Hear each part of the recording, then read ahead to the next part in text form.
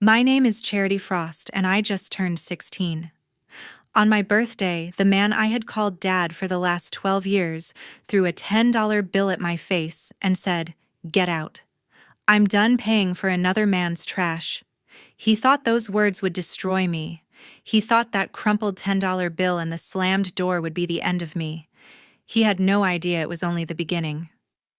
I picked up the bill, looked him straight in the eye, smiled, and handed him the sealed envelope I'd been keeping for 2 years.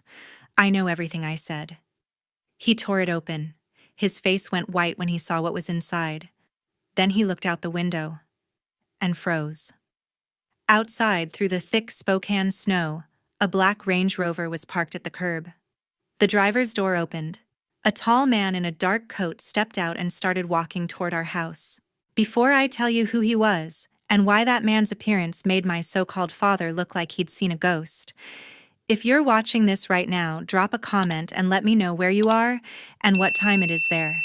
I swear I read every single one. And if what I'm about to tell you actually happened to you too, type same down below. Because what happened next in that living room changed everything. Now let me take you back to how it all started. I still remember every detail of the day the snow buried Interstate 90, the year I turned 4. The phone call came while I was coloring at the kitchen table. Vicky answered, then dropped the receiver. She didn't cry right away. She just stared at the wall until Lester walked in from the garage. He took one look at her face and knew. My parents were gone. Black ice, a semi-truck instant.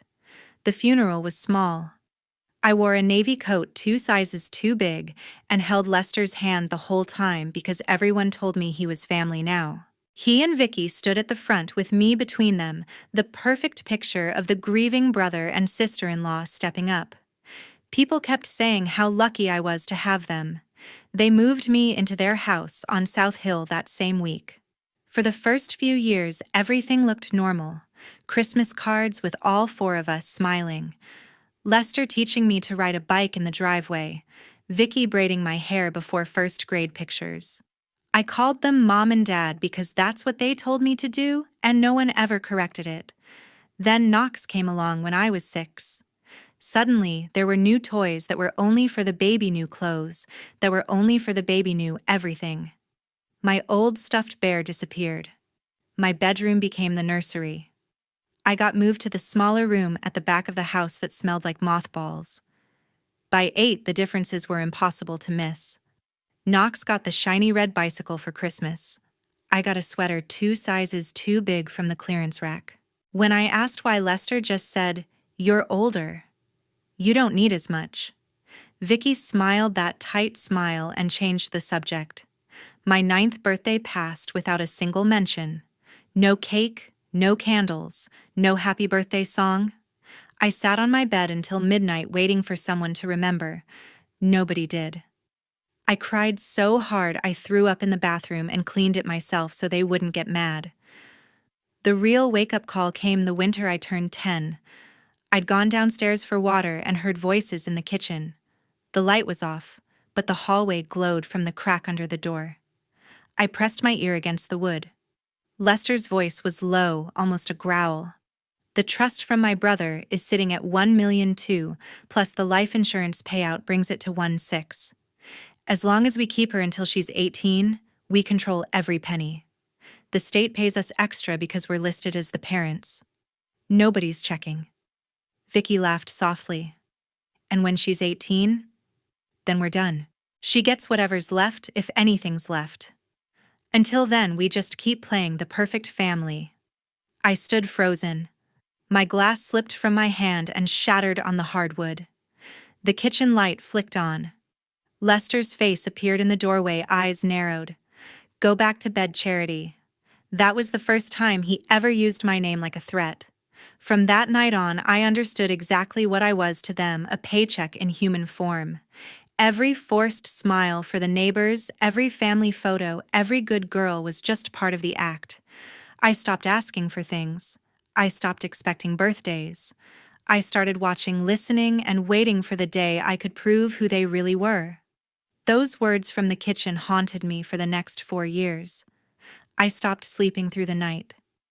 Every creak in the hallway made me sit up, terrified they were coming to check if I was still useful. I started searching for anything that might explain why my own family treated me like an investment. I went through every drawer, every box in the attic, every forgotten corner of the garage. Nothing. Until the week I turned 14. I was cleaning out the spare closet, something Vicky always made me do before the holidays, when my hand brushed against cold metal at the very back. A small gray lockbox, the kind with a cheap padlock. A strip of masking tape across the lid had my mom's handwriting in faded blue ink. Open only when you're 14. I love you forever, Mom. I carried it to my room, heart hammering so loud I was sure someone would hear. I used a paperclip and a YouTube tutorial to pick the lock in under 2 minutes. Inside was a single envelope, thick cream paper sealed with red wax. I broke the seal. The letter was 3 pages, dated 2 months before the crash. My sweetest Charity. If you're reading this, I'm no longer there to protect you. Before I married your dad, I was in a brief relationship with a man named Reed Lawson. We were young, it ended when he got engaged to someone else, and I thought that chapter was closed. 3 months later, I discovered I was pregnant with you. I never told Reed. I married your dad because I loved him and I wanted you to have a family. But I've seen how Lester looks at money. I've seen the way he talks about the trust and the insurance payout. I'm afraid after I'm gone, he'll try to control everything that's meant for you. The trust is $1,200,000 from your grandparents plus $400,000 in life insurance. It's in your name only. Lester is only the trustee until you're 18. I've hired an attorney, Holly Beck, in downtown Spokane to watch over it. Her card is taped inside this lid. There's also a strand of my hair and a copy of your original birth certificate, father listed as unknown. If you ever need proof of who your real father is, use it. You are not a burden. You are my miracle. All my love, Mom. I read it 4 times before the words stopped swimming. Reed Lawson. The name meant nothing and everything at once. I found Holly Beck's business card exactly where Mom said it would be. I emailed her from the library computer the next day using a fake name at first. She responded in 20 minutes. If you're Jennifer's daughter, call me immediately. I called from a payphone outside the grocery store so they couldn't trace it. Holly's voice was calm, kind, but serious. She already knew about the trust discrepancies. She'd been waiting for me to reach out. She mailed me a discreet DNA kit, no return address. I waited until Lester left his hairbrush on the bathroom counter after his shower, snatched 3 strands with roots still attached, sealed them, and mailed the kit from a Dropbox across town. 17 days later, the results arrived at a P.O. box Holly set up for me. Probability of paternity, 99.99%. Reed Lawson was my father. I sat on the floor of the public library bathroom and cried so hard I almost threw up. Then I wiped my face, walked out, and went to the only person I trusted with something this big.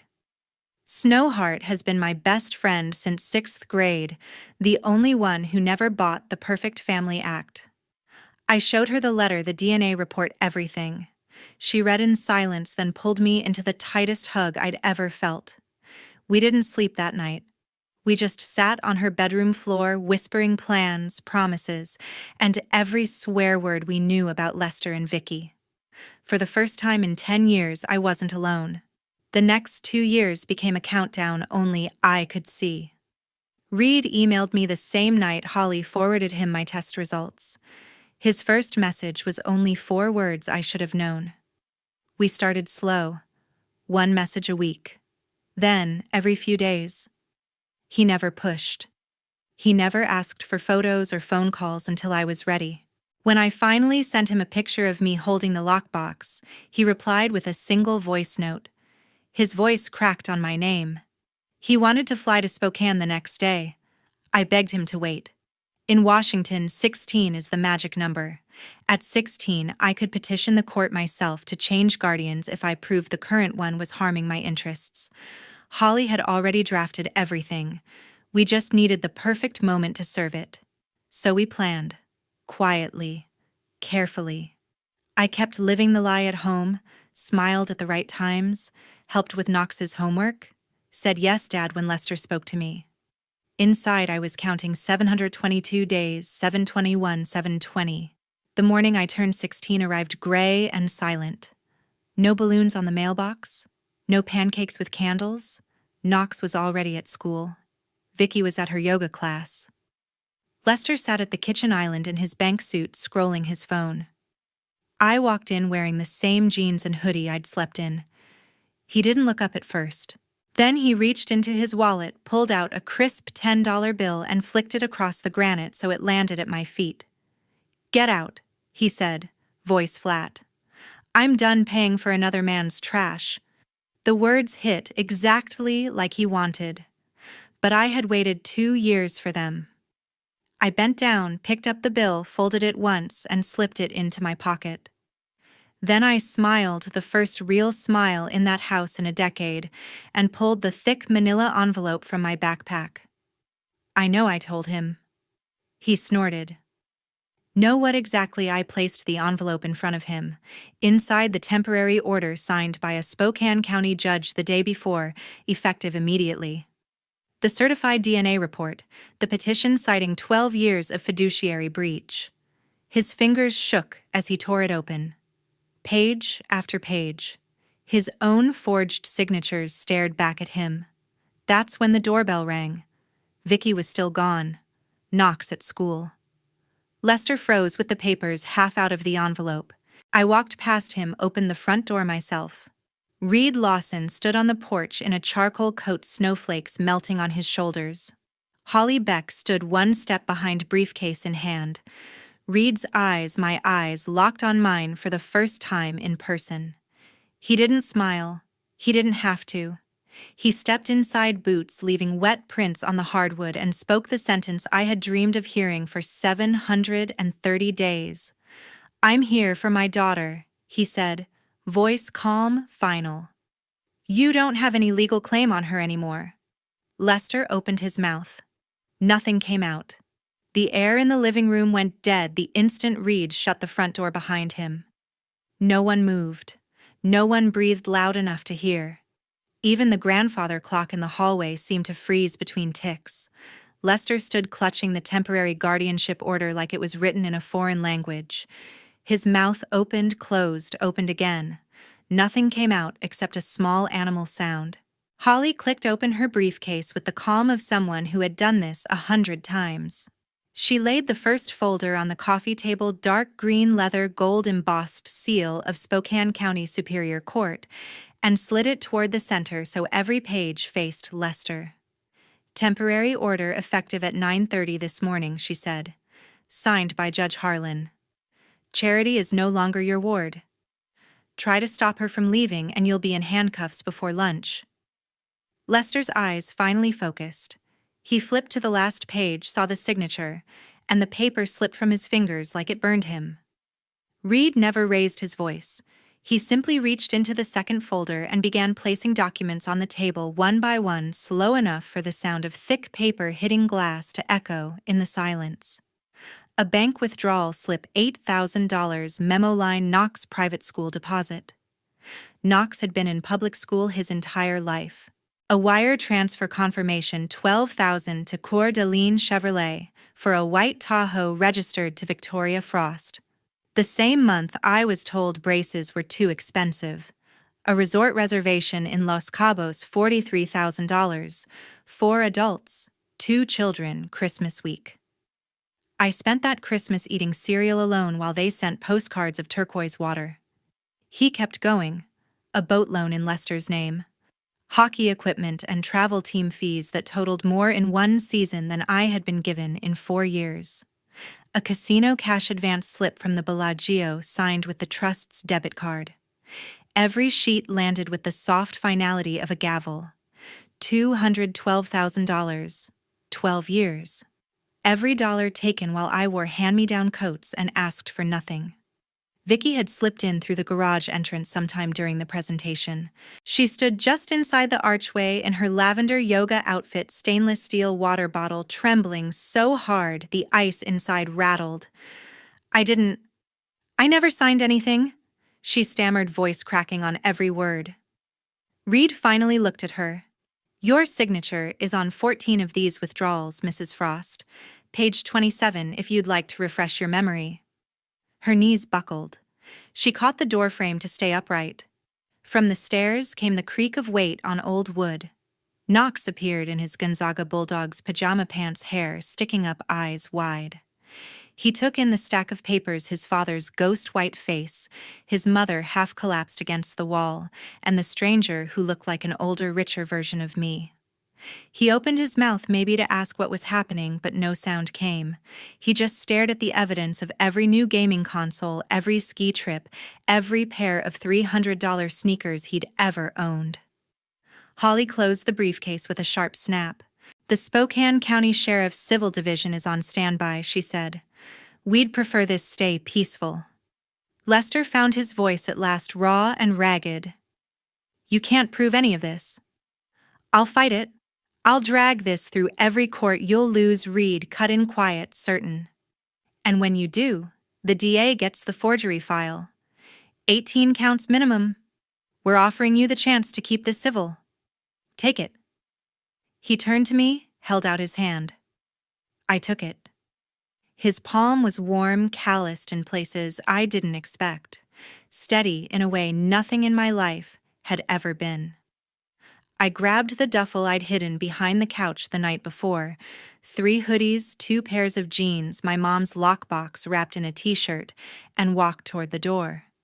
Behind me, Lester started shouting threats. Lawyers, lawsuits, ruin. The words chased us down the hallway but lost power with every step. Reed opened the back door of the waiting Range Rover. I climbed in. Holly took the front. The driver eased away from the curb without waiting for instructions. Snow poured from the sky in thick, relentless sheets. I watched the only home I'd ever known disappear behind a curtain of white. For the first time in 12 years, I didn't feel cold. Snow came down again over Spokane the night of the Spokane First Bank charity auction. The Davenport Grand Ballroom shimmered under crystal chandeliers.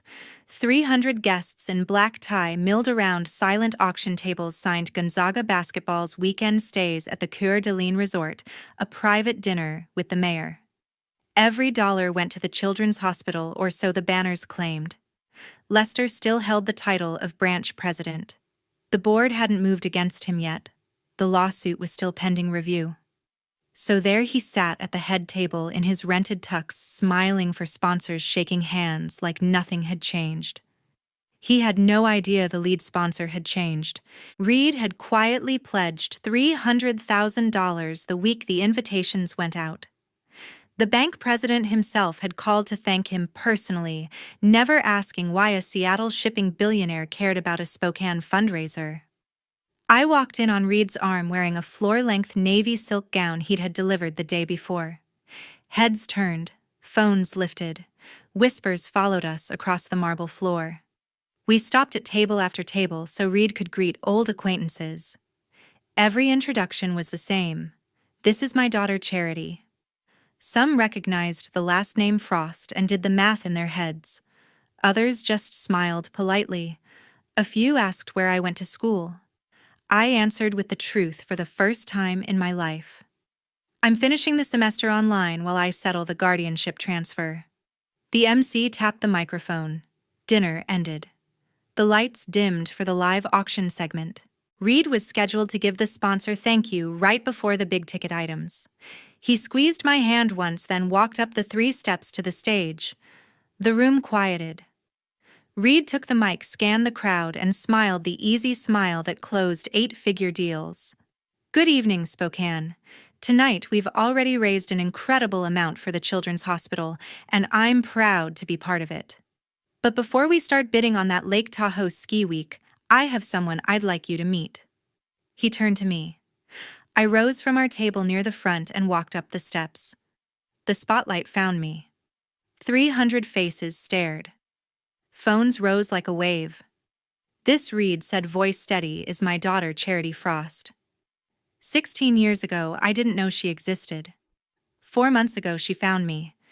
Tonight, I get to stand here and tell all of you how proud I am to finally call her mine. A collective gasp rippled through the room.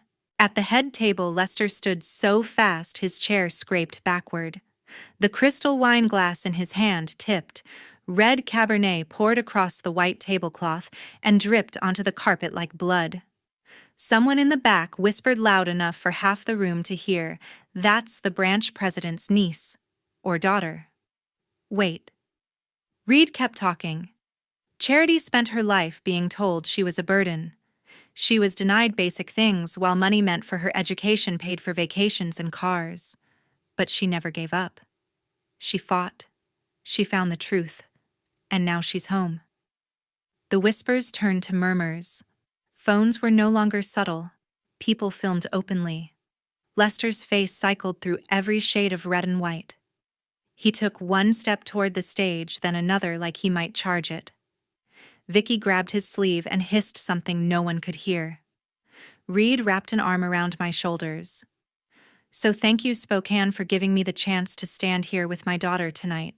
Let's make this the best auction yet." He handed me the mic for the ceremonial paddle raise. My hand didn't shake. By the time we stepped down, the video was already uploading. That night, the Spokesman Review homepage carried a single photo: Lester Frost frozen mid-stumble, wine spreading across the tablecloth, while Reed Lawson and I stood on stage under the spotlight. Headline in bold: billionaire shipping magnate claims daughter in dramatic reveal at bank charity gala. Local executive left reeling. The comments lit up before we even reached the car. The civil trial opened in the Spokane County Superior Court on a cold April morning. Courtroom 3 smelled of old wood and industrial cleaner. The gallery held maybe 20 spectators, a couple of reporters, a bank compliance officer, and a few curious neighbors who had seen the gala video. Lester sat at the defendant's table in a navy suit that hung looser than it had 4 months earlier. Vicky sat 2 rows behind him, clutching a tissue she never used. Knox was not there. School kept him away. Holly arrived with 4 bankers' boxes on a metal cart. She wheeled them past the bar like she was delivering groceries. The bailiff raised an eyebrow but said nothing. Judge Harlan took the bench at 9 sharp. No jury. This was purely financial. Holly's opening was short and surgical. "Your Honor, the plaintiff will show that for 12 years the defendant, acting as trustee of a revocable living trust created for the benefit of Charity Frost, systematically misappropriated $212,000 for personal use. Every withdrawal violated Washington Fiduciary Law RCW 11988.078. We ask for full restitution, statutory interest at 8% per annum, and attorney fees." Lester's lawyer started talking about family expenses and reasonable discretion. The judge cut him off after 30 seconds. "Save it for evidence, counsel." Holly called me first. I took the stand in a simple gray blazer Reed had bought me. I swore in. The clerk handed me the microphone. She asked me to describe my childhood expenses. I listed them: secondhand clothes from Plato's Closet, no phone until I paid for it myself at 15, no school trips, no allowance. While I spoke, she projected receipts on the big screen, Lester's signature on a check for a flat-screen TV the same month he told me we couldn't afford new shoes. Then came the bank statements. 4 boxes became 400 pages projected one by one. A $5,000 withdrawal labeled orthodontic expenses. I never had braces. A $22,000 wire to a travel agency for a Hawaii trip. I stayed home with a neighbor. A $38,000 cashier's check to a jewelry store, the diamond earrings Vicky wore to the gala. Each page enlarged so the forged trustees' signatures filled the screen.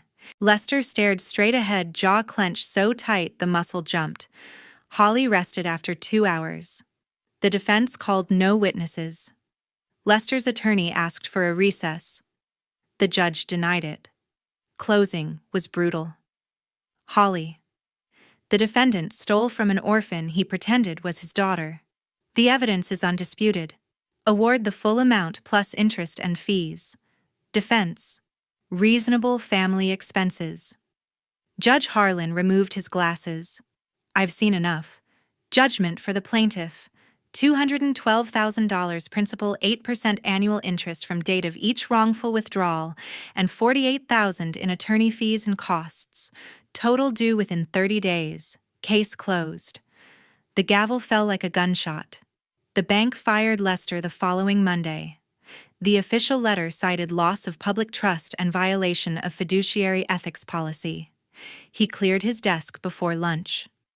3 weeks later, the foreclosure notice appeared on the South Hill house. The bank that once employed him took it back.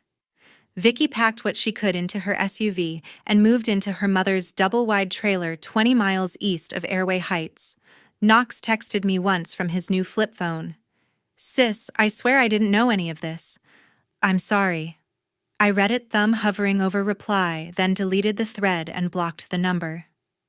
That same week, I stood in the courthouse again, this time for a simple name change hearing. 10 minutes. No opposition. The judge signed the order. Charity Frost ceased to exist on paper. Charity Lawson became official. Guardian Reed Lawson. I walked out into spring sunlight feeling lighter than I had since I was 4 years old. Another winter settled over the house on Lake Coeur d'Alene. I stood on the wide cedar balcony wrapped in one of Reed's old UW hoodies, watching the lake freeze solid under a thin blanket of fresh powder. 45 minutes east of Spokane, far enough that no one from my old life ever showed up unannounced. Reed appeared beside me with 2 mugs of cocoa. He handed me one without asking if I wanted it. He already knew. We drank in silence for a while. Steam curled between us and vanished into the cold. He started teaching me to drive that January. Not on roads too much ice for a beginner, but on the frozen lake itself. He marked a wide oval with orange cones and sat in the passenger seat of his old Suburban while I crept along at 15 miles an hour, laughing every time the back end fishtailed. "Easy on the wheel," he'd say. "Trust the surface." Some nights we stayed up late in the library he'd turned into my study space. Bookshelves floor to ceiling, a fireplace that actually worked. He told me stories about the summer he met my mom in Seattle, how she spilled coffee on his shoes at a Pike Place cafe and laughed instead of apologizing. How she loved jazz clubs and hated cilantro. How she could beat anyone at pool after 2 drinks. I listened, hungry for every detail, piecing together the woman I barely remembered. My phone stayed quiet most days. Vicky tried calling from an unknown number twice. I let it ring. Knox sent one more message from a friend's phone, a long apology, promises he'd pay me back somehow when he was older. I read it once and deleted the thread. Old classmates who suddenly wanted to check in got blocked the second the first heart emoji text came through. I didn't hate them. I just didn't owe them anything anymore. Spring brought the acceptance letter from the University of Washington. Full ride Foster School of Business Scholarship, academic merit, plus the essay I wrote about fiduciary fraud and second chances. Reed read the letter over my shoulder, said nothing for a long time, then pulled me into the kind of hug that made words unnecessary. I still called him Reed. Not out of anger. Just because Dad felt too big, too earned all at once. He never pushed. When I slipped and said it once by accident, something about picking me up after orientation, he smiled so wide his eyes glistened, then pretended he hadn't noticed. I knew what home felt like now. Some nights I opened the lockbox I still kept on my desk. Mom's letter was soft from being read so many times. I traced her handwriting and understood something new every time. Family isn't the people who share your blood.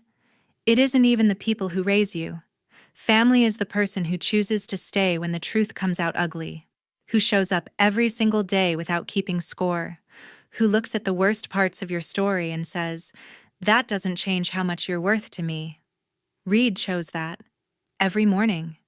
Every cocoa on the balcony. Every driving lesson on a frozen lake. The people who spent 12 years teaching me I was disposable. They lost the right to my time. The day they proved money mattered more than I did. I'm 18 now. My trust is finally fully mine. I'm heading to Seattle in the fall to study finance because I want to understand every rule they broke, every loophole they used, so no kid ever has to fight this hard again.